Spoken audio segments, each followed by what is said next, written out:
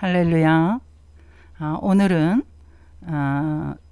구약 성경에서 아주 결론 부분이 너무나 아름다운 룻기서를 가지고 공부하는 시간을 갖도록 하겠습니다. 이제 추석이 지나고 이제 본격적인 가을이 돌아왔는데도 불구하고 여전히 덥기는 정말 8월같이 그렇게 계속적으로 그런 정말 무더위가 아직까지도 숙이지 않고 기승을 부리고 있습니다만, 여러분 머지않아 가을이 곧 우리의 피부 속을 스며들 줄을 믿습니다. 예수님이 재림하시고 이 땅에 심판이 오는 것이 정말로 명약관화하듯이 가을도 머지않아 우리에게 닥칠 줄을 우리는 너무나 잘 알고 있습니다. 룻기서는 한 가정에 정말 그 불행한 그러한 그 역사로 시작을 하고 있는데요. 그와는 정말 정반대로 그 아름다운 그러한 등장 인물들이 나오고 또 결론도 정말 너무 아름답고 또 훈훈하게 끝을 맺는 것을 우리가 잘 알고 있습니다. 엘리멜렉이라는 이제 그 유다 지파의 베들레헴 사람이라고 성경에 나와 있죠. 그 사람은 아마 베들레헴에서도 유력한 가문이었던 것 같습니다. 그러나 이제 베들레헴에 기근이 들자 그들은 우리가 마치 미국에 이민을 가듯이 그 모압 땅이 굉장히 이제 그 땅이 비옥하고 물이 많고 이렇게 해서 농사짓기가 좋다고 이제 그들은 그렇게 결정을 하고 모압 땅으로 온 식구가 아들 둘과 부부가 이제 내려가죠. 모압은 이제 그 예루살렘보다는 좀 아래에 위치해 있는 그러한 그 지형을 갖고 있습니다. 그러나 엄연히 모압은 이방 땅이죠. 그런데도 불구하고 그들은 그저 가차없이 어떤 머뭇거림 없이 그렇게 이주를 합니다.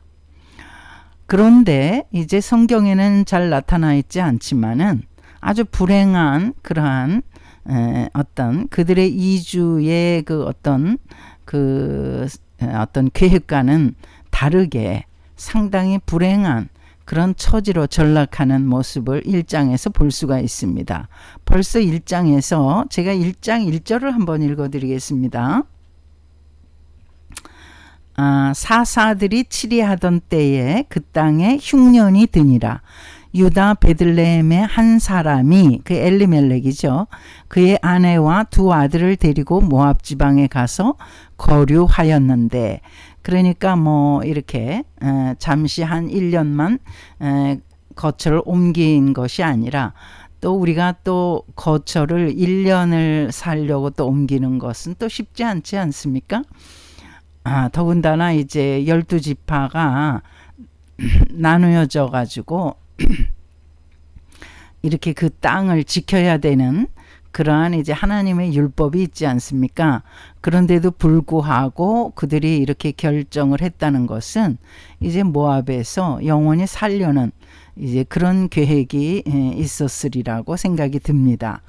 거류하였는데 이렇게 그 우리말로는 이제 그 어미가 그렇게 끝나는 거 보면은 그런데도 불구하고 거기서 풍족하게 잘 살았더라.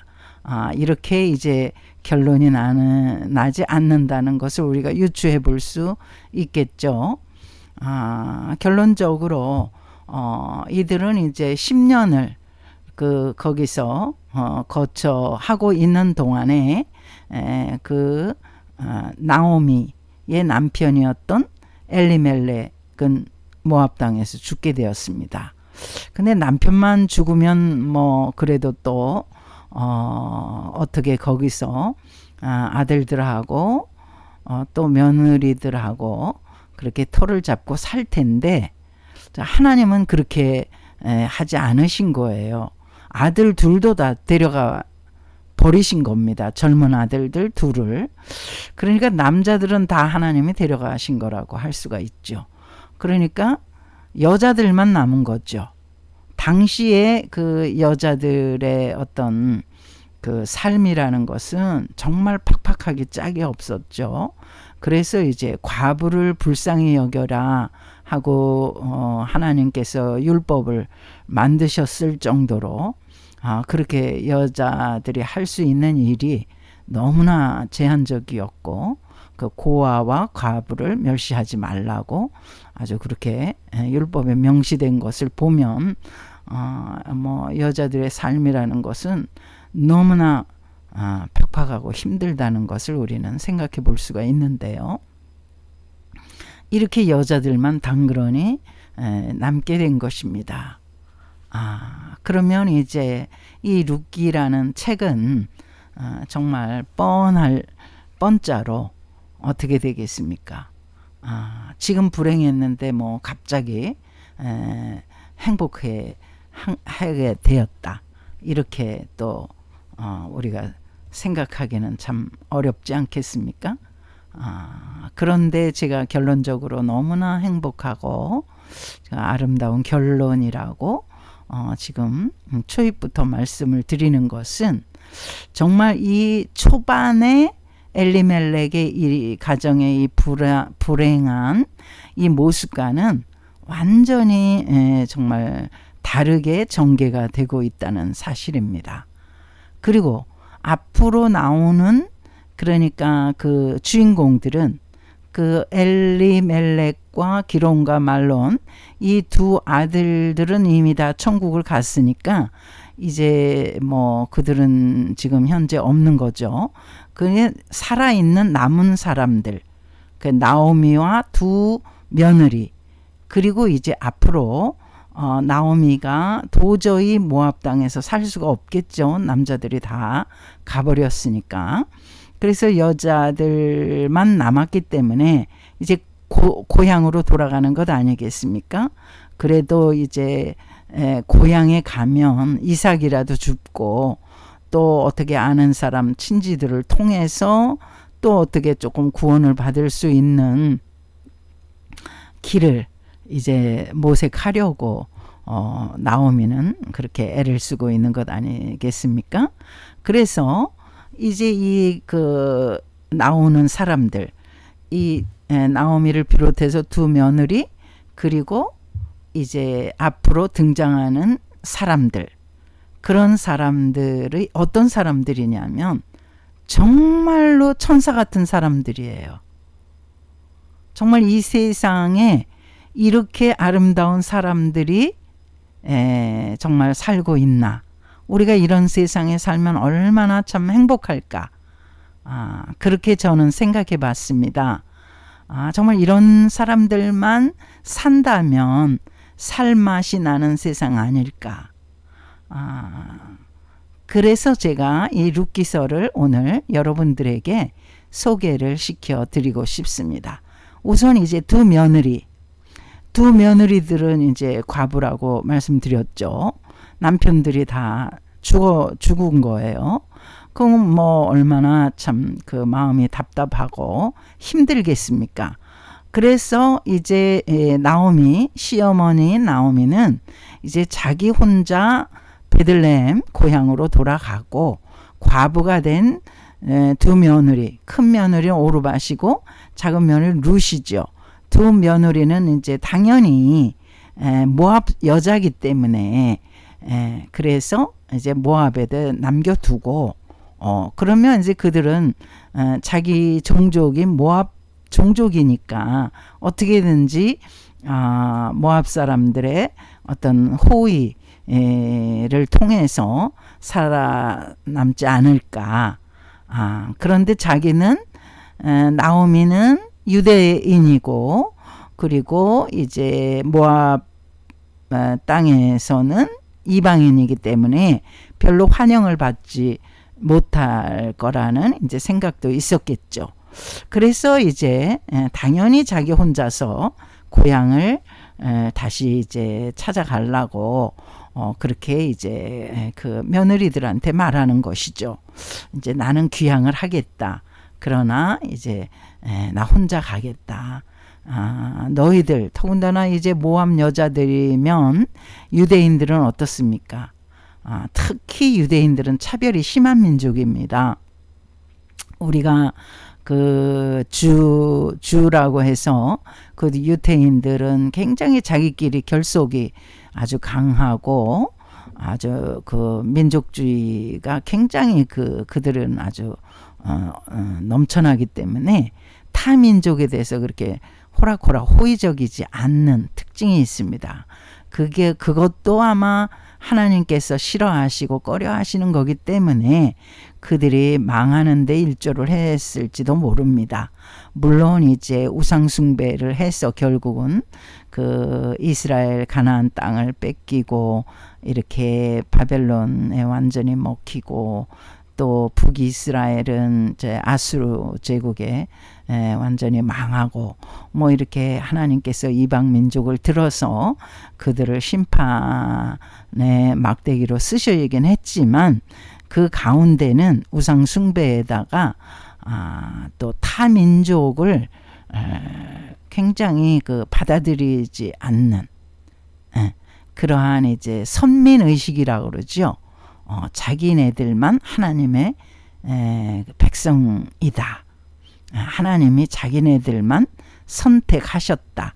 물론 이제 처음에는 하나님께서 아브라함을 선택하셨어. 유대인의 이제 최고의 조상이 아브라함이잖아요. 아브라함을 선택하셔서 그를 통해서 만민을 구원하시려는 그런 그 하나님의 계획이 있으셨죠. 그러니까 아브라함만 또 아브라함의 그 후손들만 축복하시겠다는 것이 아니라 아브라함을 선택하실 때 이미 그게 창세기 12장에 나오잖아요. 내가 너를 복의 근원으로 삼겠다. 너를 축복하는 그 민족을 너 때문에 그들에게도 복을 주겠다. 뭐 너를 저주하는 민족은 너를 저주하기 때문에 그들은 저주하겠다. 이렇게 아브라함을 통해서 그 다른 타 민족들이 복을 받도록 그러니까 복의 근원은 아브라함으로 비롯되지만 그 이제 아브라함이 그 복음을 전함으로 말미암아 타 민족도 구원을 받도록 하신 그 본래의 그 하나님의 의도를 저버리고 그들이 마치 자기네들만 자기네들만 선택받은 그런 선민의식이 너무나 꽉 차 있었기 때문에 또 그 어떤 멸망을 자초하는 그런 어떤 사상을 그들이 갖고 있지 않았을까. 그러니까 이제 나오미는 너무나 잘 알고 있지 않겠습니까? 그 유대민족의 그런 어떤 타민족을 받아들이는 데 있어서 별로 그 호락호락하지 않다는 걸. 그래서 이제 오르바나 이제 룻을 이제 떨쳐놓고 모압 땅에 떨쳐놓고 이제 혼자 가려고 했지만 그렇지 이들의 그 며느리들의 그런 태도는 정말 놀랍습니다. 어떻게 말하느냐 하면 그 두 며느리들이 정말 그 어머니 혼자 귀향을 하도록 그렇게 하지 않는 거예요. 두 며느리가 그냥 쫓아와서 같이 가기를 그렇게 이제 애쓰고 있는 것입니다. 이건 놀랍지 않습니까? 정말 이들이 나오미가 귀향할 때 같이 가면 그들이 얼마나 우리도 그렇지 않습니까? 우리도 이제 그 어떤 다른 민족에 대해서 우리 대한민국 사람들도 그렇게 호락호락하고 호의적이지 않은 것, 정말 그 유대인들의 그 차별적인 그 사상과 아주 흡사한 면이 없지 않아 있다고 봐요. 지금은 이제 너무나 이제 글로벌 시대라 이제 정말 국제 결혼이 너무나 정말 만연하게 아주 유행하고 있다고 할 수가 있는데요.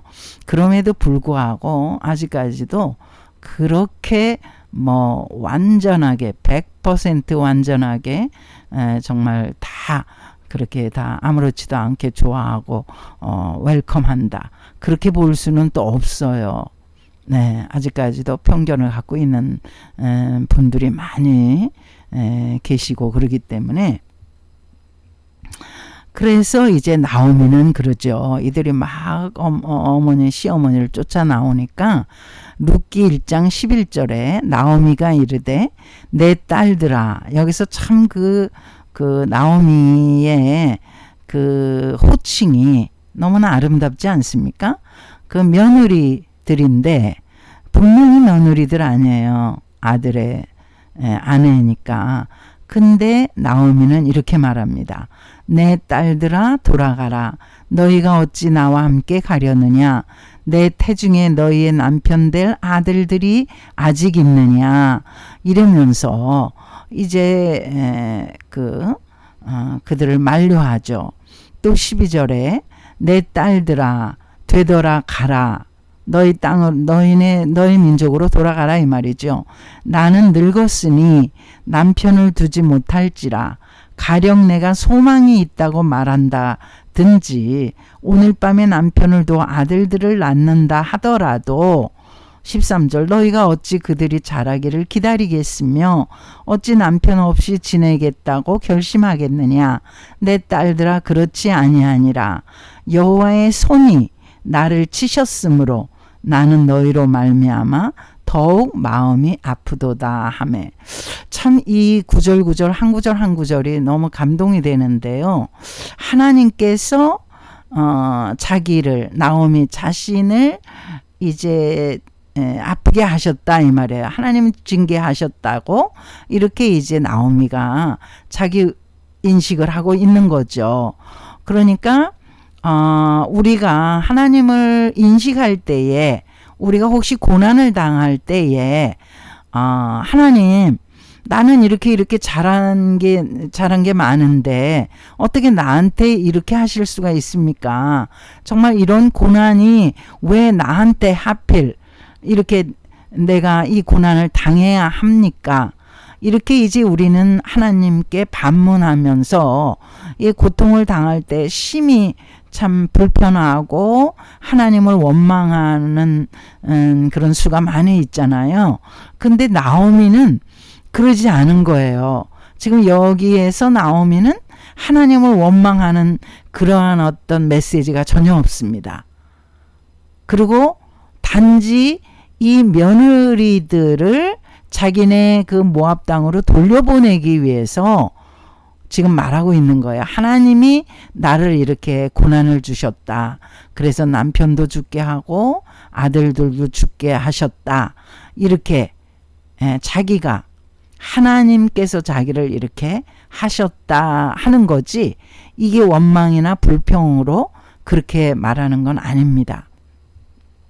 그리고 나오미가 모압 땅에 이주를 했음에도 불구하고 그가 아마 경건한 생활, 모든 생활에 며느리들 둘 앞에서 그 모범을 보인 그러한 훌륭한 시어머니였다는 것이 지금 이 몇 구절에서 드러나고 있다고 저는 생각이 듭니다.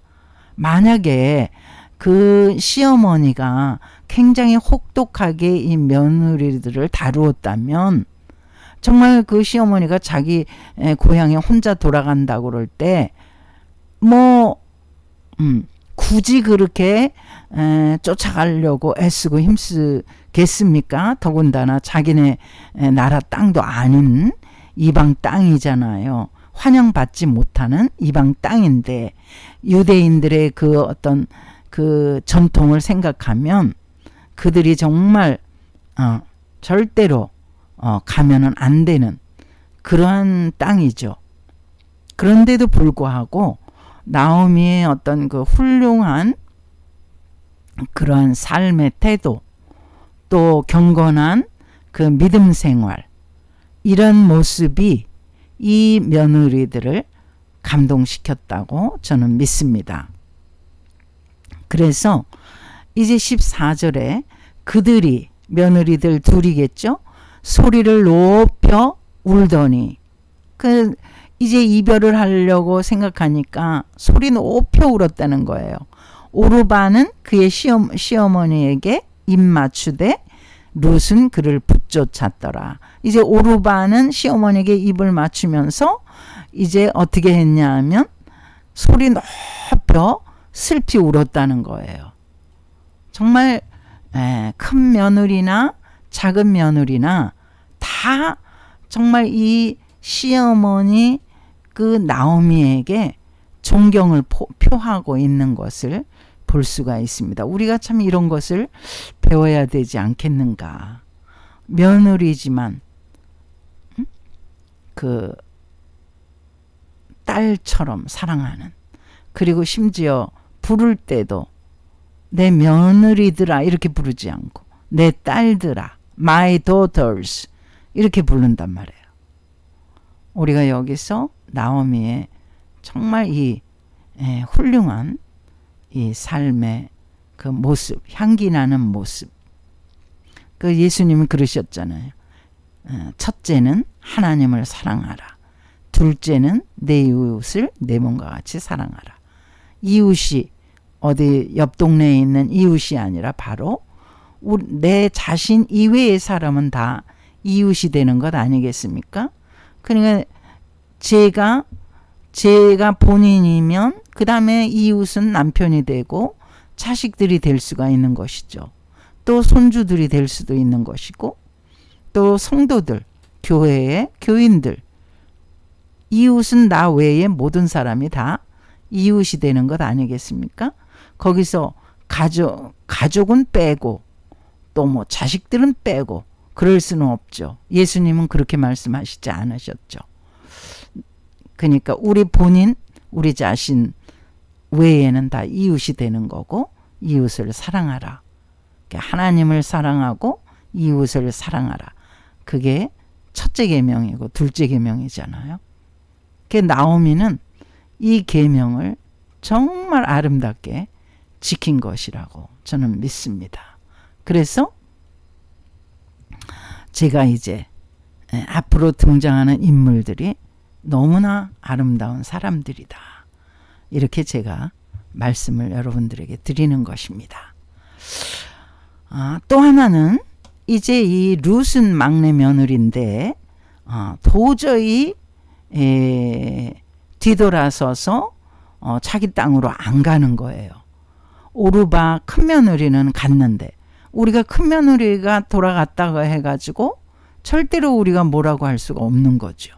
어떻게 비난할 수가 있겠습니까? 정말 당연한 거라고. 그건 당연한 거죠. 예. 그러나 룻은 당연한 거가 아니라 아주 그 이상의 그 어떤 놀라운 고백을 하고 있는 것을 볼 수가 있습니다.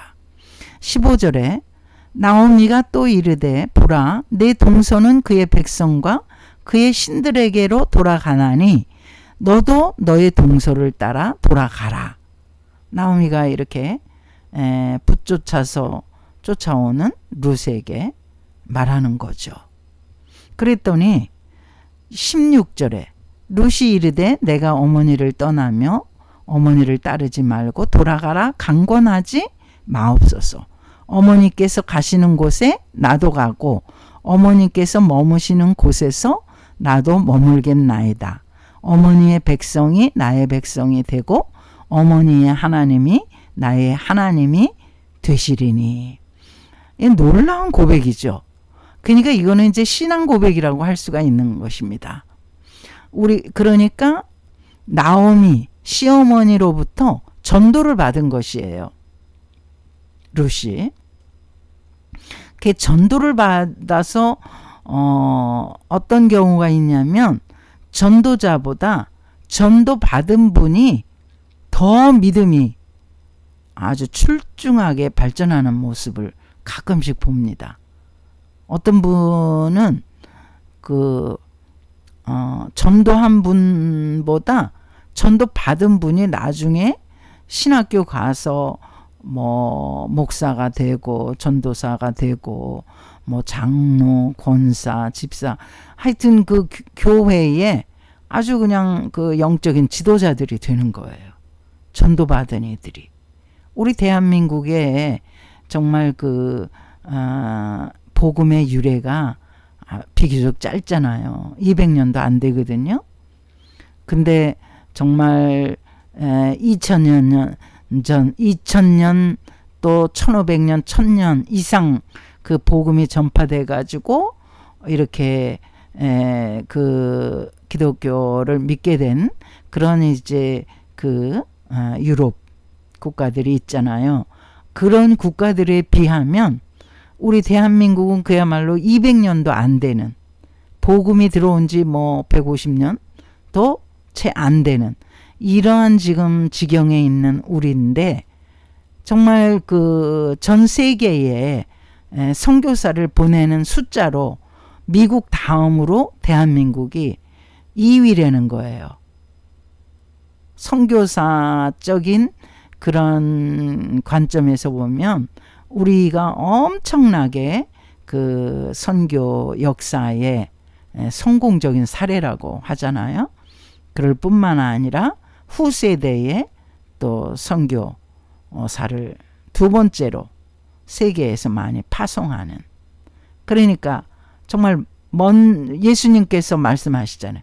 먼저 된 자가 나중되고 나중된 자가 먼저 되리라. 참 이 말씀이 진리입니다.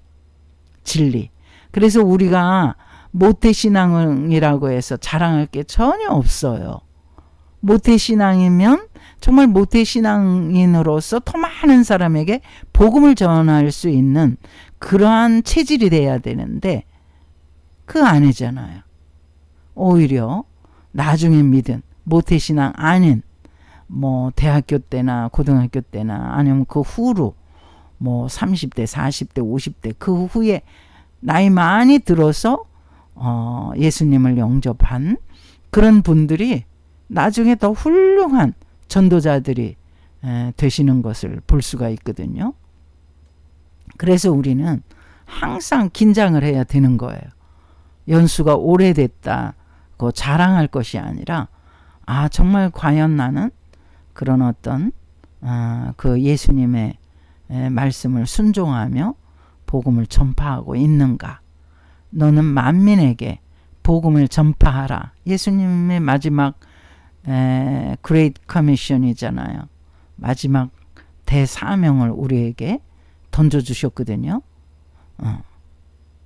너희는 모든 족속으로 제자를 삼아 아버지와 아들과 성령의 이름으로 세례를 주고 내가 너희에게 가르친 모든 것을 가르쳐 지키게 하라. 볼지어다 내가 세상 끝날까지 너희와 항상 함께 하리라. 이렇게 말씀하시거든요.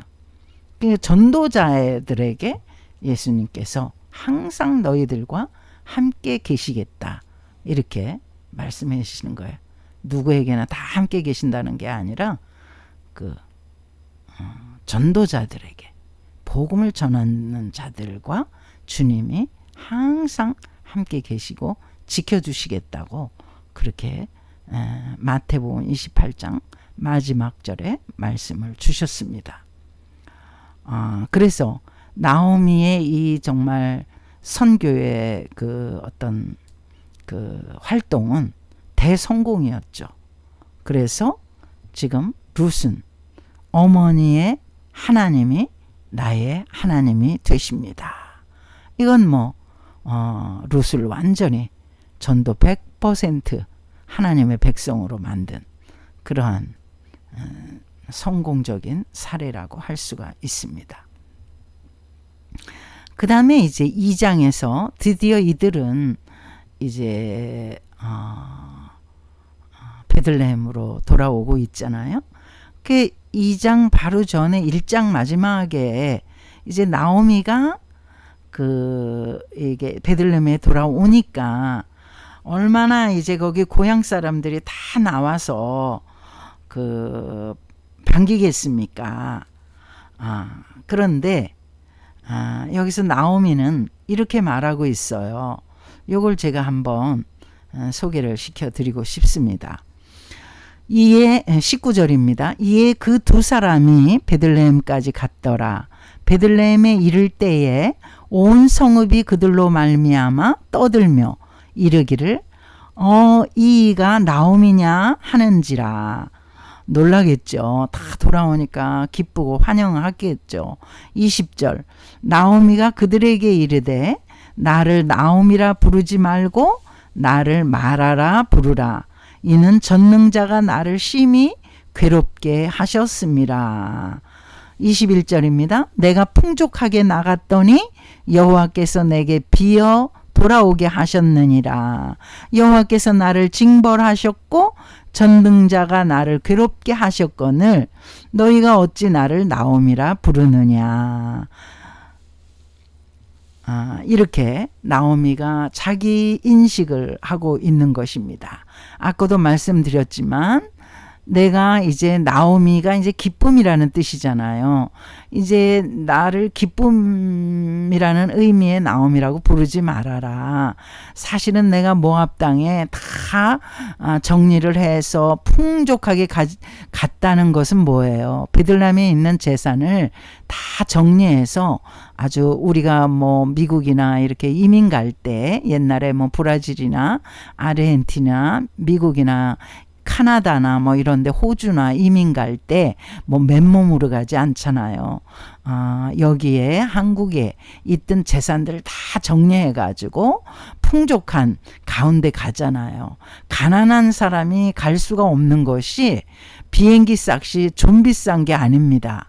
가난한 사람은 기차 타는 것도 어려운 시절이 있었거든요. 우리나라 대한민국에서. 그런데 그래도 그 먼 땅 아르헨티나는 뭐 우리 대한민국과는 정확하게 정반대에 꽂히는 나라거든요. 그런 데를 그러니 뭐 얼마나 그 비행기 값이 많이 들었겠습니까? 한 가정이 다 옮긴다면은.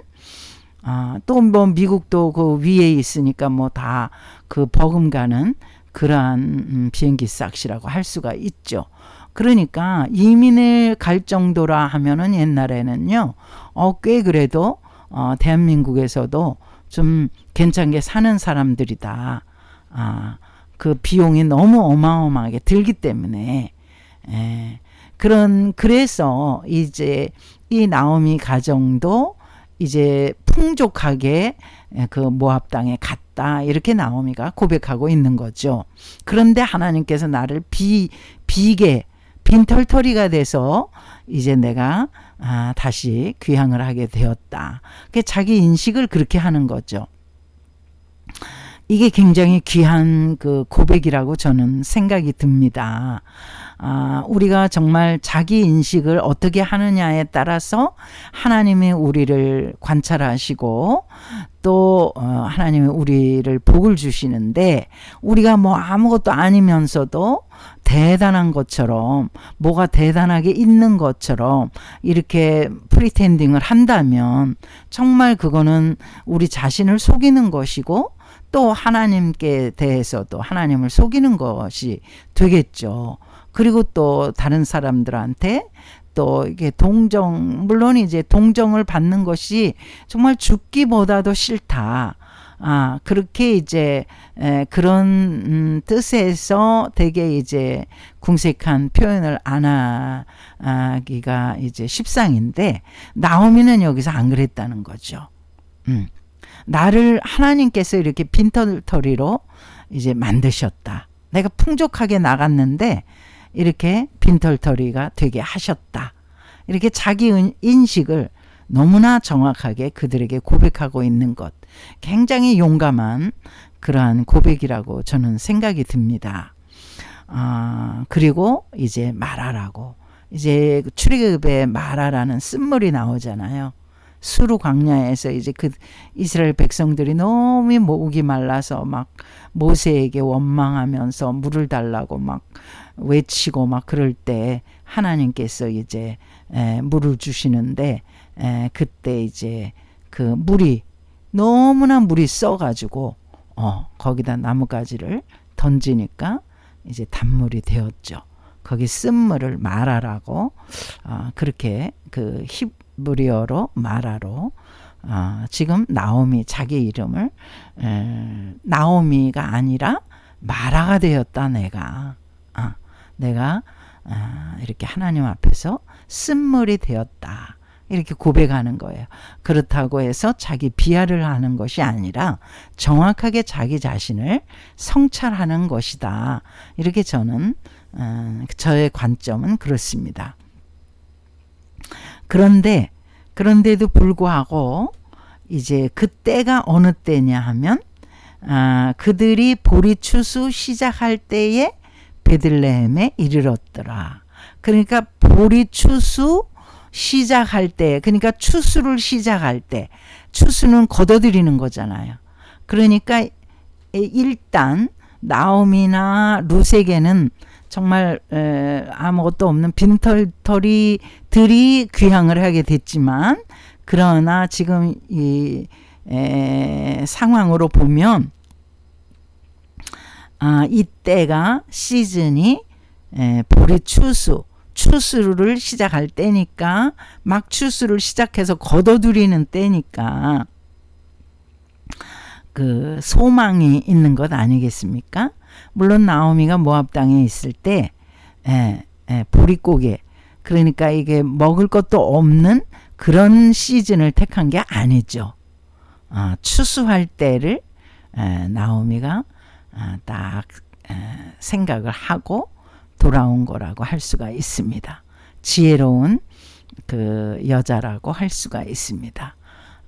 정말 그 씨 뿌리는 때면 정말 나도 먹기 힘든데 나오미가 귀향했다 한들 먹기가 어렵잖아요.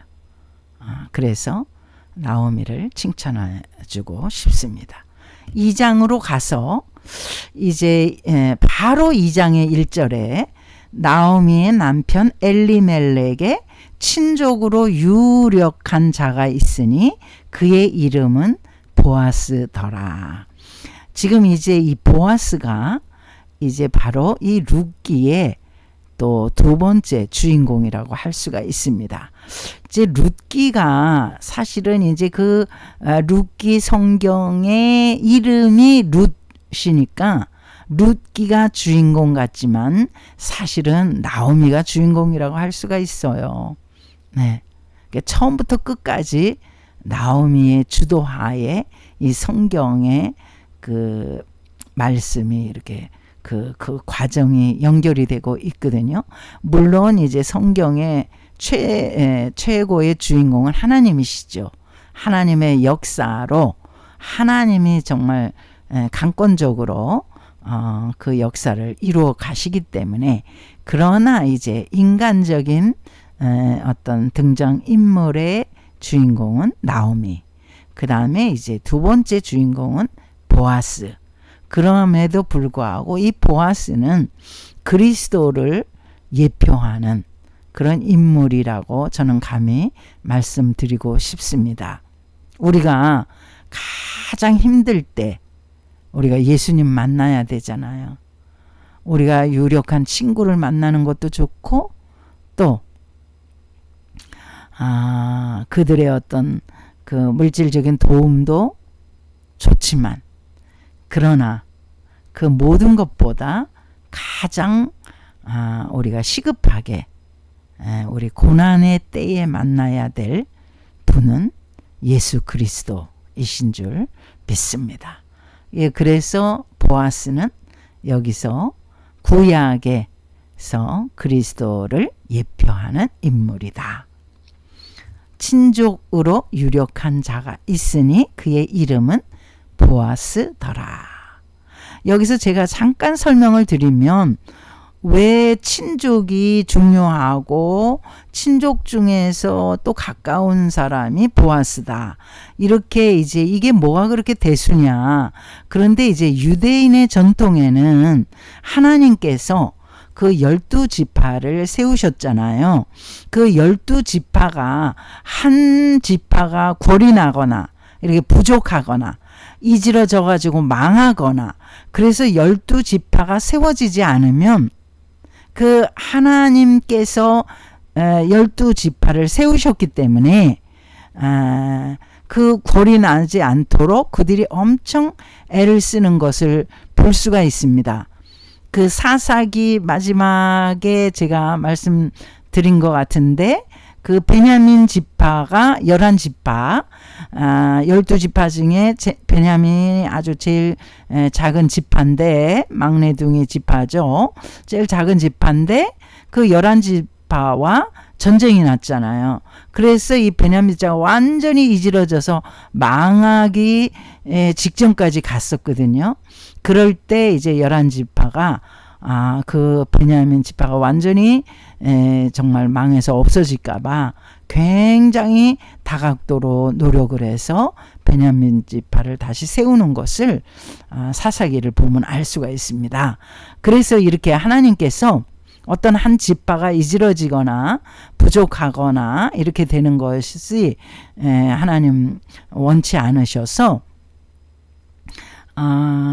그 지파를 넘나들면서 그 결혼하는 것을 원치 않으셨어요. 지금은 이제 근친상간에 대해서 우생학적으로도 안 좋고 뭐 이렇게 하는데 당시에 하나님께서는 그걸 다 허락을 하셨거든요. 그래서 그 지파 안에서 왜 그런 어떤 지파 안에서 서로 결혼 관계를 하게 하셨냐면 그 지파가 거리 나지 않도록 부족하거나 없어지지 않도록 하기 위해서 그러한 장치를 마련한 것이라고 그렇게 생각하시면 됩니다. 그래서 이제 과부인 자기 며느리 룻을 어떻게든지 혼인관계를 맺게 하려는 의도를 나오미가 갖고 있었던 것입니다. 왜냐하면 룻은 너무나 젊은 청성 과부였거든요. 2절 제가 읽어드릴게요. 모압 여인 룻이 나오미에게 이르되 원하건대 내가 밭으로 가서 내가 누구에게 은혜를 입으면 그를 따라서 이삭을 줍겠나이다 하니 나오미가 그에게 이르되 내 따라 갈지어다 하매 그러니까 나오미 그 시어머니의 허락을 받아서 룻이 이제 이삭을 주러 나가기 시작합니다. 그런데 참 지금 먹을 것이 당장 없으니까 그저 룻이 그냥 가서 이삭을 줍는 것이 아니라 그 어머니 나오미 어머니에게 허락을 받는 장면이 정말 참 우리가 눈여겨 볼 대목이라고 할 수가 있습니다. 이것은 뭐 그렇게 중요하냐 이렇게 볼 수가 있지만은 지금 그 룻은 그 모압 여인이기 때문에 이스라엘의 전통을 잘 알지 못할 수가 있고요. 또 시어머니의 그런 여러 가지 어떤 그 말씀을 온전히 순종하는 그런 효부라고 할 수가 있죠. 우리가 그 부모님의 말씀을 듣다가 정말 자다가도 떡이 생긴다고 하지 않아요?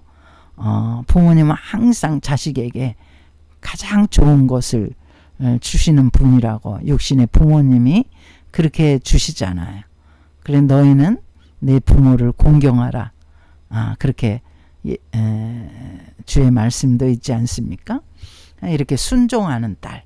그러니까 이 나오미 시어머니의 전적으로 순종하는 이 딸이 우리가 나중을 상상해도 어떻게 되겠습니까? 잘 될 수밖에 없는 것이죠. 그래서 3절을 제가 또 읽어드릴게요. 룻이 가서 베는 자를 따라 밭에서 이삭을 줍는데 우연히 엘리멜레의 친족 보아스에게 속한 밭에 이르렀더라. 정말 룻이 그 밭에 지금 추수하고 있으니까 뭐 아무데나 가서 이렇게 이삭 죽기를 하면 될 터인데, 그런데 그 발이 향해서 밭으로 들어간 곳이 우연히 들어갔는데 그것이 바로 친족 보아스에게 속한 밭이었다는 것이에요. 여기서 말씀에는 우연이라고 이렇게 말씀을 주고 있는데 절대 우연일 수가 없죠. 그것은 바로 하나님의 필연이라고 할 수가 있습니다. 놀랍죠? 하나님께서 룻의 발걸음을 인도하신 거라고 믿습니다. 이렇게 해서 역사가 일어나고 있는 것입니다. 4절입니다. 그렇게 해서 이삭 죽기를 시작하는데 때마침, 그날 때마침 4절입니다. 마침 보아스가 베들레헴에서부터 와서 베는 자들에게 이르되 여호와께서 너희와 함께 하시기를 원하노라 하니 그들이 대답하되 여호와께서 당신에게 복 주시기를 원하나이다 하니라. 이 룻이 그 보아스의 밭에 들어가는 그때 마침 보아스가 베들레헴에서부터, 그러니까 이 밭과 베들레헴 자기 집과는 좀 상거가 있지 않겠습니까? 그리고 밭 주인이 보아스인데 밭 주인이 매일 그렇게 밭에 들락날락하지는 않잖아요. 예, 주인이니까 그 종들이 이제 일은 다 하겠죠. 그런데 그때 마침 보아스가 그 자기 집에서부터 왔다는 것이에요. 이것도 놀라운 우연의 일치 아니겠습니까? 우연이 자꾸 겹치면 필연이죠. 네, 우연은 없습니다. 필연적인 사실입니다. 그리고 또 이 보아스는 이 종들을 축복하는 사람이에요. 제가 여기 등장인물들이 하나같이 아름다운 사람들이라고 이렇게 말씀드렸잖아요. 이 보아스 주인이 너무나 마음이 선하고, 제가 그래서 예수 그리스도를 예표하는 인물이다. 그 종들이 일하는 걸 보고 너무너무 축복하는 거예요. 하나님께서 너희와 함께 하시기를 원하노라. 그 이 종들이 또 응답하는 거 보세요. 그 종들이 아무리 착하고 선해도 또 그 주인이 아무리 선하고 착하고 그래도 종들이 또 악하고 게으르고 또 나쁘면 이것도 또 어렵지 않습니까? 근데 이 나오는 인물들은 하나같이 다 착하고 아름다운 사람들이에요. 그래서 주인이 이렇게 하나님의 축복이 너희와 함께 있기를 원하노라 하니까 그들이 대답하되 여호와께서 당신에게 복 주시기를 원하나이다. 그대로 또 대답을 하는 거예요. 하나님께서 당신에게도 복을 주시기를 원합니다. 서로 축복하고 응답하고 또 축복하고.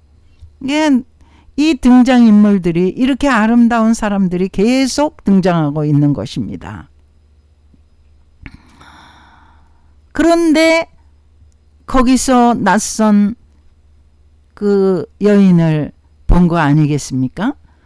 5절에 보아스가 베는 자들을 거느린 사원에게 이르되 이는 누구의 소녀냐 하니,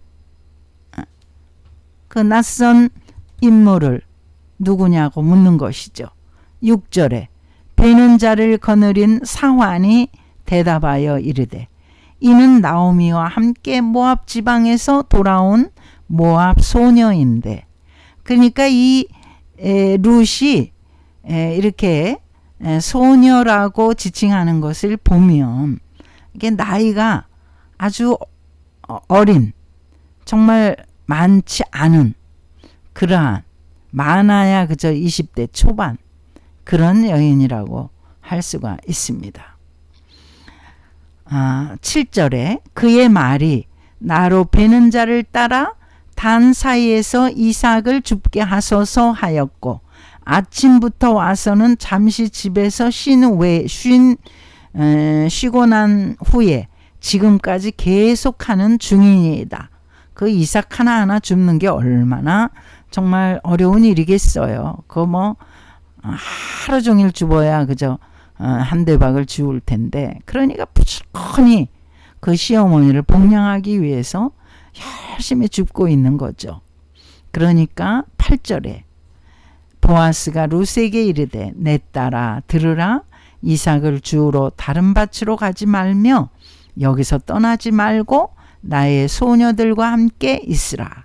이 보아스 주인이 너무나 착한 사람이라 그 다른 데 가서 혹시 또 차별 대우를 받거나, 왜냐하면 모압에서 온 모압 여자잖아요. 그러니까 차별 대우를 받는다던가 또 다른 어떤 그런 그 상황, 부정적인 상황에 그가 직면할까봐 가지 말라고, 내 밭에서 이삭을 주라고 그렇게 권면하고 있습니다. 그리고 또 보아스는 이 종들에게 뭐라고 합니까? 가능하면 여기 제가 읽어드릴게요. 그들이 베는 밭을 보고 그들을 따르라. 내가 그 소년들에게 명령하여 너를 건드리지 말라. 그러니까 목이 마르거든 그릇에 가서 소년들이 길어온 물을 마실지니라. 그러니까 이 종들이 혹시 이삭을 줍는 룻을 방해하거나 또는 괴롭힐까봐 그를 방해하지 말라고 그렇게 말하고 있는 것입니다. 그 일종의 주인으로서 나그네를 대접하고 또 보호하는 차원에서 이렇게 룻 앞에서 명령을 하는 것이죠. 그러니까 룻이 얼마나 감격하고 정말 눈물이 날 정도로 고맙겠습니까? 10절에 룻이 엎드려 얼굴을 땅에 대고 절하며 그에게 이르되 나는 이방 여인이거늘 당신이 어찌하여 내게 은혜를 베푸시며 나를 돌보시나이까. 이 모압 여인인 룻도 자기 인식이 너무나 정확하죠.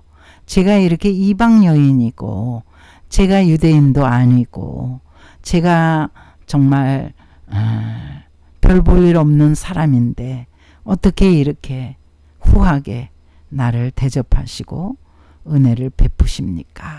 그냥 너무 고마워서 그러죠. 그랬더니 보아스가요, 그 소문을 다 듣고 있는 거예요. 11절에 보아스가 그 룻에게 대답하여 이르되 내 남편이 죽은 후로, 그러니까 이 룻이 과부인 것도 다 알고 있는 거예요. 내 남편이 죽은 후로 내가 시어머니에게 행한 모든 것과, 그러니까 남편이 죽은 그 시어머니 정말 아무 힘도 권력도 없는 거죠. 남편이 없으니, 남편이 죽어버렸으니까. 그런데 이 룻은 남편이 죽은 후로 내가 시어머니에게 행한 모든 것과 내 부모와 고국을 떠나 전에 알지 못하던 백성에게로 온 일이 내게 분명히 알려졌느라. 내가 그러니까 소식을 들었는데 내가 남편이 죽었음에도 불구하고 내 시어머니 나오미를 극진하게 돌보고 복양한 것을 내가 다 들고 다 소식을 듣게 되었다. 네가 그러니까 그렇게 선하고 아름다운 사람이라는 것, 착한 사람이라는 것을 다 소식을 들었다. 이렇게 말한 거죠. 그래서 우리가요, 정말 우리 행동 거지가 정말 착한 일은 그렇게 빨리는 안 드러난다 그래요. 악한 일은 그냥 아무리 작은 것도 금방 드러나는데 착한 일은 10가지 중에서 9가지 착한 일하고 한 가지를 악한 일하면 한 가지는 동네방네 다 소문이 나는데 9가지 착한 일은 아주 드러나도 늦게 드러나거나 아니면 천국에서 하나님의 보상을 해주시거나 뭐 이렇게. 그러니까 착한 일을 하는 것에 대해서 참 굉장히 허무하다고 생각하는 그런 분들도 있는데 그게 아닙니다. 하나님 다 우리의 일거수일투족을 보시고 보상을 해 주셨기 때문에 우리가 이 땅에서도 보상을 받지만 이 땅에서 혹시 하나님이 보상 안 해주시면 천국에서 수백만 배로 또 보상해 주실 줄을 믿습니다. 그러니까 우리가 그리스도인으로서 적극적으로 선한 일에 우리가 종사를 해야 될 줄을 믿습니다. 그러면서 이제 보아스는 12절 여호와께서 내가 행한 일에 보답하시기를 원하며 이스라엘의 하나님 여호와께서 그의 날개 아래에 보호를 받으러 온 내게 온전한 상 주시기를 원하노라. 이게 보아스가 이렇게 룻을 앞에 두고 축복을 하는 것입니다. 내가 하나님의 날개 아래 보호받으러 이스라엘 땅에 건너오지 않았느냐. 아멘. 정말 우리가 어느 자리로 갈 것인가. 이거 룻을 보면 알 수가 있는 거예요. 우리가 불신 땅에 머무르고 있느냐. 아니면 하나님이 축복하시는 땅에 하나님이 축복하시는 자리에 우리가 선택해서 오느냐. 이게 너무나 중요한 거예요. 우리는 항상 하나님이 기뻐하시는 자리를 우리가 자발적으로 자원해서 선택해서 우리가 참여해야 될 줄을 믿습니다. 이 롯은 여기서 큰 축복을 받은 거죠. 너가 하나님의 날개 아래 보호받으러 온 너를 하나님께서 온전한 상 주시기를 원하노라 하고 보아스가 이렇게 축복을 하는 것입니다. 이렇게 축복을 하는 거와 하는 그대로 이제 룻은 축복을 받습니다. 그 룻이 시어머니 나오미가 그에게 이르되 내 딸아 내가 너를 위하여 안식할 곳을 구하여 너를 복되게 하여야 하지 않겠느냐. 나오미 시어머니는 정말 룻의 모든 그 행동의 어떤 그 과정을 다 지금 앉아서 밭에 나가지 않고 앉아 있는데도 다 그 일거수일투족을 그야말로 정말 암암리로 지시를 하고 있는 것입니다. 2절에 내가 함께 하던 하녀들을 둔 보아스는 우리의 친족이 아니냐. 보라 그가 오늘 밤에 타작마당에서 보리를 까불리라. 그러니까 이제 타작마당에서 보리를 까불어서 알곡은 이제 창고에 들이고 죽정에는 버리고 이러잖아요. 그렇게 이제 타작마당에는 이 주인이 와서 이렇게 감독을 하면서 이제 거기서 잠을 자기도 하는 모양입니다. 그런데 이 나오미 시어머니가 룻에게 너는 목욕하고 기름을 바르고 의복을 입고 타작마당에 내려가서 그 사람이 먹고 마시기를 다 하기까지는 그에게 보이지 말고, 그러니까 뒤에 숨어 있으라 이 말이에요. 그가 누울 때에 너는 그가 눕는 곳을 알았다가 들어가서 그의 발치 끝에 이불을 들고 거기 누우라. 그가 내 할 일을 내게 알게 하리라. 정말 이 나오미가 이제 하나님을 믿는 사람이라는 것을 우리가 이 귀절에서 알 수가 있는데요. 그가 담대하게 이렇게 룻에게 이런 명령을 하고 있습니다. 보아스가 그 이불을 덮을 때에 그 발치에 조용히 그동안은 보이지 말고 있다가 발치에 깜깜하니까 그 발치에 이렇게 이불을 들고 누우라고 그렇게 말하고 있습니다. 이제 여기서는 이제 두 가지 반응이 있을 수가 있습니다. 한 가지 반응은 보아스가 보아스의 행동에 이게 이제 달려 있는 것이죠. 보아스가 거부하느냐 아니면은 받아들이느냐. 이 행동. 이게 이제 굉장히 우리가 상상의 나래를 펼치시면 좋겠는데요. 여기 5절에 보면 룻이 시어머니에게 이르되 어머니의 말씀대로 내가 다 행하리이다. 룻은 뭐 어머니의 명령이라면 하나부터 열까지 전부 다 순종하는 그런 며느리이기 때문에 그대로 이제 그걸 어떻게 제가 그렇게 할 수가 있어요. 보아스 그 주인님이 또 호통을 치고 나를 내쫓으면 그러면 제가 어디로 어떻게 행동을 해야 되나요? 저는 그렇게 못하겠습니다. 여러 가지 룻의 생각과 그런 어떤 자기 어떤 마음이 있을 것 아니겠습니까? 그런데 전혀 자기의 뜻은 여기에 밝히지 않습니다. 오로지 시어머니의 말씀에 그대로 행하리이다. 이렇게 하고 있는 거죠. 그래서 룻기 3장 6절에 보면 그가 타작마당으로 내려가서 시어머니의 명령대로 다 하니라. 좀 이게 이제 축복의 근거가 되는 것입니다. 시어머니의 명령대로 다 하니라. 이 시어머니가 어떤 시어머니일까? 불신 시어머니가 아니잖아요. 이 시어머니는 그야말로 성령 충만한 시어머니인 거예요.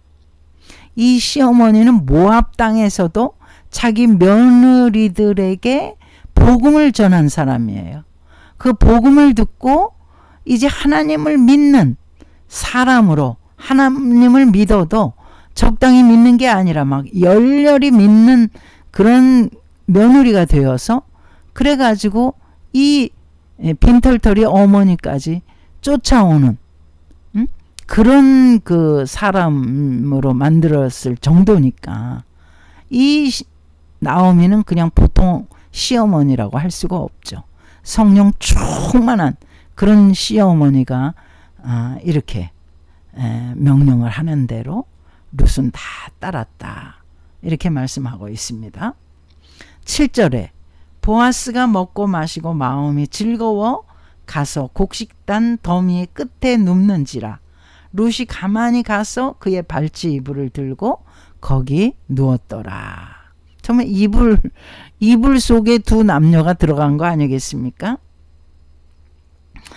8절 밤중에 그가 놀라 몸을 돌이켜 본즉 한 여인이 자기 발치에 누워 있는지라. 한밤중에 보아스가 깜짝 놀란 거죠. 예.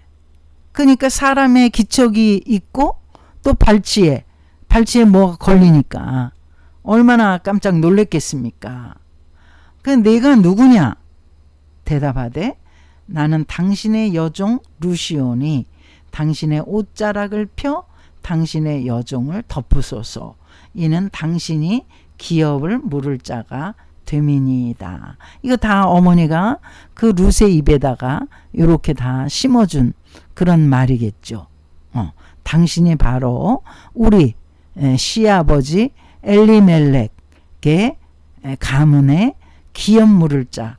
이게 이제 무슨 의미냐 하면 제가 아까 설명드렸지만은 이렇게 그 다른 지파로 이렇게 넘나들어서 어떤 한 지파가 이렇게 골이 나거나 이렇게 되지 않기 위해서 이렇게 지파 안에서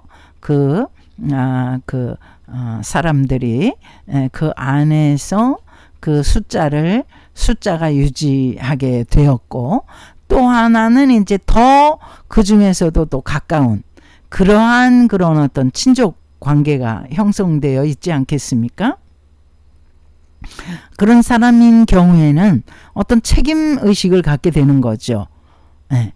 엘리멜렉이 지금 사망을 했고 엘리멜렉의 두 아들들도 사망을 해서 이제 더 이상 이 가문은 대를 이을 수 있는 그런 이제 그 어떤 희망이 없어지게 된 것 아니겠습니까? 이럴 때를 대비해서 이제 유대 전통에 이렇게 가장 가까운 자가 그 어떤 그 전통을 잇도록, 그래서 그 혼인 관계를 만들어서 그 대를 잇도록 하는 그런 그걸 이제 기업 물을 자라고 그렇게 하는 거예요. 그래서 당신이 바로 그 어떤 책임이 있습니다. 우리 엘리멜렉 가문의 당신이 지금 남자들이 다 죽고 없기 때문에 당신이 바로 보아스가 남자잖아요. 그러니까 기업을 물을 책임이 있습니다. 이렇게 이제 말하는 거죠. 그러니까 10절 보아스가 말합니다. 내 딸아 여호와께서 네게 복 주시기를 원하노라. 네가 가난하건 부하건 젊은 자를 따르지 아니하였으니 네가 베푼 인애가 처음보다 나중이 더하도다. 이 보아스가 또 말하는 거 보세요. 지금 제가 등장인물이 나오는 족족 너무나 아름다운 마음을, 아름다운 성품을 가진 그러한 사람들이라고 말씀드렸잖아요. 이 보아스는 아주 큰 부자였거든요. 그래서 정말 뭐 아내를 둬도 그 당시에 여럿을 둘 수가 있을 정도로 그렇게 모든 것이 풍족한 사람인데도 이 사람에는 아내가 없었던 거예요. 그리고 나이가 많았던 겁니다. 이런 지경에 있던 사람인데 여기서 그럼 뭐 얼마나 교만하고 방자하게 그 행동거지를 하겠습니까? 근데 이 부자인 보아스는 어떻게 말하느냐 하면요. 룻도 자기 딸이라고 이렇게 부르면서 네가 가난하건 부하건 젊은 자를 따르지 아니하였으니, 이게 자기는 이제 늙었다는 거죠. 보아스가. 그 룻은 너무나도 그 젊은 청상 과부라고 말씀드렸잖아요. 그런데 이 젊은 정말 그 과부 아닌 여인도 얼마든지 취해서 결혼할 수 있는 그런 상태의 그 모든 스펙을 다 갖고 있는 사람이 보아스인데도 룻에게 이렇게 말하는 거예요. 젊은 자를 네가 따르지 않고 내가 나한테 인애를 베풀었구나. 내가 나한테 은혜를 베풀었구나. 참 여기는 그 나오미도 그렇고 룻도 그렇고 보아스도 그렇고 자기 성찰에 대해서 대가 드린 것 같아요. 자기 인식을 너무나 정확하게 하고 있는 거예요. 그러니까 룻에게 오히려 거꾸로 내가 나한테 은혜를 베푸는구나. 그러니 내가 정말 그 나한테 이렇게 은혜를 베푸니 나중에 너는 정말로 큰 축복을 받을 거야. 이런 의미가 되겠습니다. 정말 그 얼마나 겸손한 그런 사람인지. 이 겸손은요. 그래서 보아스는 바로 예수 그리스도의 예표적인 인물이다. 제가 자꾸 말씀을 드리는 거예요. 예수님께서도 만왕의 왕이시잖아요. 그분은 못하실 일이 없고 전지전능하신 하나님이시잖아요. 그런데도 불구하고 마태복음 12장 마태는 또 이 말씀을 이사야 42장에서 인용한 말씀인데, 상한 갈대도 꺾지 않으시고 꺼져가는 심지도 끄지 아니하시는 예수님. 이렇게 이사야는 42장에서 이렇게 고백하고 있는 것입니다. 그는 다투지도 아니하며 들레지도 아니하리니 아무도 길에서 그 소리를 듣지 못하리라. 우리가 정말 그 만왕의 왕이시고 전지전능하신 창조주 하나님이신 예수님인데 이 땅에 오시면 호령과 나팔 소리와 큰 음성으로 호령 치시면서 오실 수 있잖아요. 그런데 그는 다투지도 아니하시고 들레지도 크게 소리 지르지도 아니하시고 아무도 길에서 그 소리를 예수님이 무슨 크게 소리 지르는 것을 들은 사람이 없다는 거예요. 예수님이 사역하실 때 그냥 조용조용 하신 거예요. 그리고 너희들 나의 이 지금 사역하에서 기적이 일어난 거 아무에게도 말하지 마. 이렇게 말씀하셨잖아요. 너무나 조용조용하게 복음을 전하시고 기적을 베푸셔도 다른 사람 알지 못하게 하시고 이렇게 겸손하신 예수님. 뭐 겸손의 극치가 바로 예수 그리스도시잖아요. 그런데 바로 보아스가 그 예수 그리스도를 예표하는 그런 사람이라고 저는 생각하고 있습니다.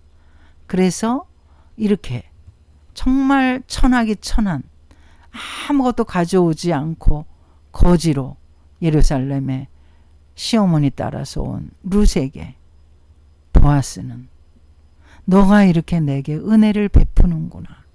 응? 너가 얼마든지 젊은 자를 따를 텐데 너가 그러지 않고 이 늙은 내게 은혜를 베푸는구나. 이렇게 말하는 거예요. 그러면서 11절 이제 내 딸아 두려워하지 말라. 내가 내 말대로 내게 다 행하리라. 이제 기업을 물을 그런 어떤 준비를 다 하겠다는 거죠. 내가 현숙한 여자인 줄을 나의 성읍 백성이 다 아느니라. 정말 이렇게 착하고 선한 행동은 정말 너무나 좋습니다. 그러면서 이제 보아스는 지금 한 이불 안에 지금 보아스와 룻이 누워 있잖아요. 남자와 여자가 눕고 있잖아요. 물론 아직까지 혼인 관계는 아니지만 이 두 사람이 누워 있잖아요. 한 이불 속 안에. 그런데 여기 보아스의 말을 들어보세요. 참으로 나는 기업 물을 자이나 기업 물을 자로서 나보다 더 가까운 사람이 있으니. 그러니까 이 친족들도 그 기업 물을 수 있는 이제 자격은 보아스가 되지만은 이 엘리멜렉 가문에 더 가까이 기업 물어서 그 책임을 질 사람이 있다는 거예요. 그 책임을 지어야 할 사람이 있는데 그 사람이 자기가 책임을 지겠다. 이럴 경우에는 이제 보아스가 자기가 책임을 면하게 되는 거죠. 그러니까 여기 이제 13절도 읽어드릴게요. 이 밤에 여기서 머무르라. 아침에 그가 기업 물을 자의 책임을 내게 이행하려 하면 좋으니. 그가 이제 어떤 사람이냐? 엘리멜렉 가문에 더 가까운 책임질 사람이죠. 그가 그 기업 물을 자의 책임을 행할 것이니라. 만일 그가 기업 물을 자의 책임을 내게 이행하기를 기뻐하지 아니하면 여호와께서 살아계심을 두고 맹세하노니 내가 기업 물을 자의 책임을 내게 이행하리라. 참 너무나 신사적이지 않습니까? 그 사람이 내게 너의 가문에 책임을 지겠다 그러면 나는 양보하겠다. 이런 거예요. 지금 보아스는 룻을 상당히 사모하고 좋아하는 것 같아요. 그러니까 너가 이렇게 다른 젊은이를 따르지 않고 나를 이렇게 좋다고 하니까 내가 정말 내가 나에게 은혜를 베풀었구나 이러면서 좋아하는 것 아니겠습니까? 그 말의 의미가. 그런데도 불구하고 절대 보아스는 서두르지 않는 거예요. 예수님하고 똑같은 거죠. 하나님께 맡기는 거죠. 보아스의 신앙도 이게 정말 나오미 못지 않습니다. 그래서 정말 하나님께 맡기고 어떻게 합니까? 그 사람이 그 기업 책임을 지겠다. 이렇게 하면 나는 양보하겠다. 이렇게 뒤로 물러나겠다. 이렇게 말하는 것 아니겠습니까? 놀랍죠. 4장으로 가서 이제 보아스가 드디어 그 책임 물을 자와 아주 공식적으로 단판을 짓는 것을 볼 수가 있습니다. 4장 1절 보아스가 성문으로 올라가서 거기 앉아 있더니 마침 보아스가 말하던 기업 물을 자가 지나가는지라. 보아스가 그에게 이르되 아무개여 이리로 와서 앉으라 하니 그가 와서 앉으매 보아스가 그 성읍 장로 10명을 청하여 이르되 당신들은 여기 앉으라 하니 그들이 앉으매. 그러니까 이 장로들은 바로 이제 당시에 베들레헴에서 유다 지파의 장로들로서 어떤 행정적인 어떤 권리가 있는 어떤 그 판단을 해주는 그러한 권위를 갖고 있는 위치에 있는 사람들이라고 할 수가 있습니다. 그런 권위자들을 다 보아스가 이제 불러 모은 것이죠. 그리고 3절 보아스가 그 기업 물을 자에게 이르되 모압 지방에서 돌아온 나오미가 우리 형제 엘리멜렉의 소유지를 팔려 함으로 여기서 이제 엘리멜렉의 소유지가 있다는 것보다는 이제 이들이 모압 땅으로 이민 갈 때에 이미 이것들을 다 정리하고 다른 사람에게 넘기고 갔지만 그래서 이들에게 재산적으로는 아무것도 남은 게 없지만 오히려 빚이 있을 수가 있습니다. 빚이 있는 게 뭐냐 하면 그 하나님께서 이들에게 그 맡기신 어떤 그런 책무가 있는데 그 책무를 지금 이행하지 못하고 있었던 거기 때문에 지금 보아스가 그 책임을 지려 하는 것 아니겠습니까? 다음 기절을 보면은 우리가 더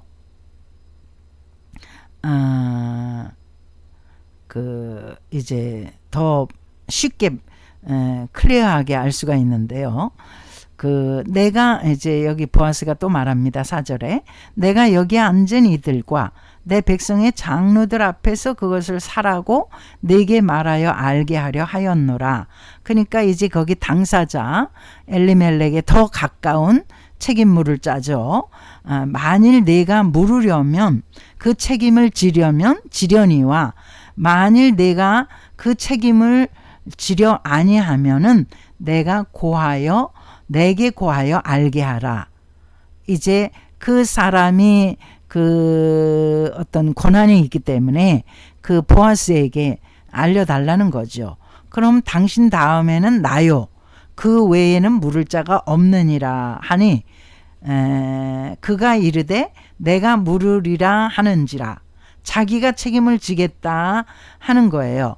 보아스가 이르되 내가 나오미의 손에서 그 밭을 사는 날에 곧 그 죽은 자의 아내 모압 여인 룻에게서 사서 그 죽은 자의 기업을 그의 이름으로 세워야 할지니라. 이제 소상하게 보아스가 뭐라고 그 설명을 하느냐 하면 이게 단순한 문제가 아니라 지금 나오미만의 문제가 아니라 나오미가 데리고 온 룻이 있는데 그 여인은 바로 유대인이 아니라 모압 여인이다. 그러니까 나오미에게서 사는 그 밭, 그러니까 이게 이제 말하면 빚이라고 할 수가 있는데요. 이 빚이 나오미가 아니라 모압 여인 룻에게까지도 영향이 있는 빚이다. 룻과 나오미는 서로 시어머니와 며느리 관계이기 때문에 뗄래야 뗄 수 없는 관계이기 때문에 그 죽은 자의 기업을 그의 이름으로 세워야 하기 때문에 그러니까 이걸 쉽게 말하면 룻을 아내로 삼아야 그래서 그 기업을 세워야 여기서 기업을 세운다는 것은 뭐냐 하면 그 대를 잇게 해야 한다는 말이에요. 그러니까 이제 아까서부터 계속 기업물을 짜 이렇게 어려운 말로 나왔는데 그것은 대를 세워줘야 하는 걸로 이제 여러분이 이해를 하시면 됩니다. 그런데 대를 세워줄 남자들이 다 죽어버렸으니까 여인들만 남았으니까. 근데 나오미만 있으면 나오미는 뭐예요? 다 이제 늙어버렸기 때문에. 그런데 룻이 따라왔잖아요. 그러니까 룻에게서는 얼마든지 자손이 나올 수가 있잖아요. 젊으니까. 룻 얘기를 하니까 이 사람이 6절입니다. 그 기업물을 짜가 이르되 그 보아스 말고 엘리멜렉에 더 가까운 그 친족이죠. 나는 내 기업에 손해가 있을까 하여 나를 위하여 물으지 못하노니 거절하는 거죠. 뭐 여러 가지 이유가 있겠죠. 여기 손해가 있을까 하여 하는 거 보면 뭐겠습니까? 엘리멜렉이나 나오미에게는 땅이 물질적인 재산이라는 것은 아무것도 없다는 것을 여기서 한마디, 이 한 구절로 다 할 수가 있죠. 그럼 뭐만 남았느냐? 재물 같은 거는 아무것도 남지 않고 오직 손해볼 일만 남은 것이죠. 그러면 이제 룻을 취하여 자식을 낳게 되면 자기 자식들과 나누어야 되니까 이게 더 적어지는 분량이 되겠죠. 여튼 간에 이 사람은 기업물을 짜 이 책임을 져야 될 사람은 나는 책임을 지지 못하겠노니 내가 물을 것을 내가 물으라. 보아스에게 이렇게 넘깁니다. 나는 물으지 못하겠노라. 나는 책임지지 않겠다. 이렇게 말하는 거죠. 옛적의 이스라엘 중에는 모든 것을 물으거나 이 책임을 갖다가 회피할 때는 사람이 그의 신을 벗어서 그의 이웃에게 주더니 이것이 이스라엘 중에 증명하는 전례가 된지라. 신을 벗어서 넘기면은 이제 책임을 안 지겠다. 이런 행동으로 그렇게 전통에 내려왔다고 합니다. 8절 이에 그 기업물을 자가 보아스에게 이르되 내가 너를 위하여 사라 하고 그의 신을 벗는지라. 보아스에게 완전히 넘어왔습니다. 9절 보아스가 장로들과 모든 백성에게 이르되 내가 엘리멜렉과 기론과 말론에게 있던 모든 것을 나오미의 손에서 산 일에 너희가 오늘 증인이 되었고, 증인을 그 권위 있는 사람들을 다 세워서 모아놓고 했잖아요. 다른 말 나오지 않게끔 아주 공식적으로 보아스가 이렇게 했다는 것. 이 보아스는 너무나 에티켓이 훌륭한 사람입니다. 그리스도를 예표하는 인물이라고 제가 감히 말씀드리는 것은 아까 3장에서 나왔잖아요. 남자와 여자가 물론 혼인관계 아닌데 한 이불 속에 있는데도 불구하고 보아스가 너무나 진실되고 정확하게 공식적으로 혼인관계가 성립되기까지 온전히 그가 기다리고 또 성읍에 있는 권위자들을 다 모아서 판단하도록 해서 완전히 우리가 결혼식을 할 때 어떻게 합니까? 많은 사람들을 모아놓고 공식적으로 공표하잖아요. 그렇게 해서 두 사람이 이렇게 한 부부가 된 것을 널리 선포하잖아요. 이 보아스가 지금 이런 행동을 통해서 정말 룻이 완전히 자기의 아내가 된 것을 이렇게 그 가문의 책임을 완전히 자기가 떠맡겠다고 지금 공표를 하는 것이죠.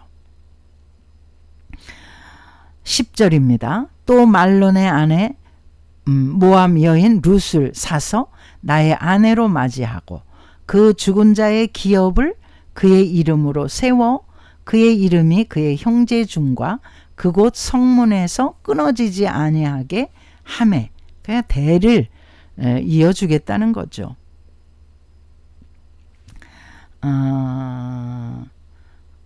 너희가 오늘 증인이 되었느니라. 이렇게 보아스는 차근차근 법적으로 공식적으로 이행하는 모습을 우리는 정말 본받아야 될 것입니다. 이랬더니 그러니까 여기에 나온 등장인물들이 정말 너무나 훌륭한 거예요. 아까 심지어 자기 책임을 지지 않겠다 하고 말한 그 사람도 그렇게 우리가 또 비난할 필요가 없는 사람이에요. 자기의 환경과 자기의 처지가 있는 것 아니겠습니까? 그래서 또 보아스의 눈치를 보아하니까 룻을 아내로 맞이하고 싶은 그런 어떤 감정을 읽은 것이라고 할 수가 있죠. 그 욕심껏 자기가 다 그걸 또 책임지겠다고 하면 어떻게 되겠습니까? 욕심이 과하면 너무 안 좋잖아요. 그런데 이렇게 이제 모든 사람들이 11절에 축복을 합니다. 성문에 있는 모든 백성과 장로들이 이르되 우리가 증인이 되었나니 여호와께서 내 집에 들어가는 여인으로 이스라엘의 집을 세운 라헬과 레와 두 사람과 같게 하시고 내가 에브라스에서 유력하고 베들레헴에서 유명하게 하시기를 원하며, 이 장로들과 그 성읍에 있는 모든 사람들이 이 보아스를 축복하는 거예요. 보아스의 이 정말 정직하고 진실한 이 행동 거지를 보고서 감동을 받고 그 다음에 이 마음껏 축복을 하는 것입니다. 이게 정말 여기 등장인물들이 다 이렇게 아름다운 사람들이에요. 라헬과 레와, 이 사람들은 누구예요? 야곱의 처들이잖아요. 여기에서 12지파가 나왔잖아요. 응? 그러니까 지파를 번성하게 하기를 위해서 이 백성들과 장로들이 축복을 하는 거죠. 또 유력하게 되고 유명하게 되기를 원한다. 정말 전혀 질투를 하지 않고 이렇게 축복을 하는 것입니다. 12절, 여호와께서 이 젊은 여자로 말미암아 내게 상속자를 주사 내 집이 다말이 유다에게서 낳아준 베레스의 집과 같게 하시기를 원하노라. 이 젊은 여자, 이 젊은 여인 룻이 내게 상속자를 주사. 놀랍습니다. 그래서 13절에 이에 보아스가 룻을 맞이하여 아내로 삼고 그에게 들어갔더니 여호와께서 그에게 임신하게 하심으로 그가 아들을 낳은지라. 여인들이 나오미에게 이르되 찬송할지로다 여호와께서 오늘 내게 기업 물을 자가 없게 하지 아니하셨도다. 완전히 기업이 끊어질 뻔했잖아요. 그런데 정말 예수 그리스도의 예표적인 인물인 보아스가 완전히 책임을 지는, 그렇게 해서 완전히 슬픔이 기쁨이 되고 제가 완전히 화관이 되는 놀라운 일이 벌어진 것 아니겠습니까? 완전히 슬픔이 마라가 다시 나오미로 이렇게 변화되는, 우리가 예수 믿을 때 믿기 전에 어땠습니까? 정말 캄캄한 그런 세월을 살았잖아. 무엇을 먹을까, 무엇을 입을까, 무엇을 마실까 하면서 오직 세상 근심에만 쩔어서 그렇게 살았잖아요. 우리가 예수 그리스도를 영접하고 우리의 일생을 다 주님께 맡기고, 응? 수고하고 무거운 짐 진 자들아 다 내게 오라. 내가 너희를 쉬게 하리라. 주님의 품 안에서 참 평안과 쉼이 있는 줄을 믿습니다. 이 보아스의 품이 정말 그 룻과 나오미에게는 놀라운 기쁨이고 또한 평안이 아니겠습니까? 그래서 이 나오미가 축복을 받는 거죠. 이는 내 생명의 회복자이며 내 노년의 복량자라. 이 룻이 바로 룻이 그 시어머니한테 내 생명의 회복자고 내 노년의 복량자라. 곧 너를 사랑하며 7 아들보다 귀한 내 며느리가 낳은 자로라. 14절 여인들이 나오미에게 이르되 찬송할지로다 여호와께서 오늘 내게 기업물을 자르가 없게 하지 아니하셨도다. 이 아이의 이름이 이스라엘 중에 유명하게, 이스라엘 중에 너무 유명해서 너무너무 유명하게 사람이 되었죠. 나오미가 아기를 받아 품에 품고 그의 양육자가 되니, 그 나오미가 완전히 룻의 아기의 양육자가 되었다. 이 양육자가 아니라 바로 나오미의 아들이 된 것입니다. 이제 마지막으로 17절에 그의 이웃 여인들이 그에게 이름을 지어주되 나오미에게 아들이 태어났다 하여 그의 이름을 오벳이라 하였는데 그는 다윗의 아버지인 이새의 아버지였더라.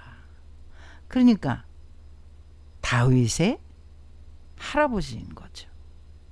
이새의 아버지니까 다윗의 할아버지가 된 거예요. 다윗은 누구예요? 예수 그리스도의 조상이잖아요. 유다 지파의 예수 그리스도의 조상이잖아요. 베레스의 계보는 이러하니라. 베레스는 바로 유다의 아들이거든요. 유다와 다말의 아들. 베레스는 헤스론을 낳았고, 헤스론은 람을 낳았고, 람은 아미다답을 낳았고, 아미다답은 나손을 낳았고, 나손은 살몬을 낳았고, 살몬은 보아스를 낳았고, 보아스는 오벳을 낳았고, 오벳은 이셋을 낳았고, 이셋은 다윗을 낳았더라. 보아스는 오벳을 낳았고, 보아스는 아내 룻과 더불어 오벳을 낳았는데, 오벳이 바로 다윗의 아버지 이새를 낳은 거죠. 이렇게 해서 그리스도의 족보가 바로 룻에게서 나온 것입니다. 우리가 이방 여인이라고 어떻게 멸시하고 업신여길 수가 있겠습니까? 그리스도의 조상이 바로 모압 여인 룻인데, 그렇기 때문에 모든 족속으로 제자를 삼아 예수님의 말씀이 진리입니다. 아들과 아버지와 성령의 이름으로 세례를 주라. 모든 족속, 모압이든지 암몬이든지 대한민국이든지 유럽인이든지 브라질이든지 아프리카든지 모든 족속입니다. 우리가 할 수만 있다면 모든 족속으로, 우리 대한민국이 잘 살게 되니까 많은 족속이 이 땅에 와서 거주하잖아요. 우리가 세계에 나가서 복음 전해야 되는데 우리가 가만히 앉아 있는데도 이 이방 족속들이 계속적으로 들어오잖아요. 그들에게 우리가 앉아서 복음을 전할 수 있는 그런 시대가 된 것 같습니다. 많은 비용을 들여서 우리 선교사들이 해외 나가 복음 전하는데, 우리 여기 대한민국에 살고 있는 사람들은 비용 많이 들이지 않고 이방 족속에게 복음 전할 수 있는 그런 시대에 살고 있으니 얼마나 감사한 일입니까? 우리 모두 복음 전하는 일에 열심히 하시기를 주님의 이름으로 축복하고 부탁드립니다. 할렐루야.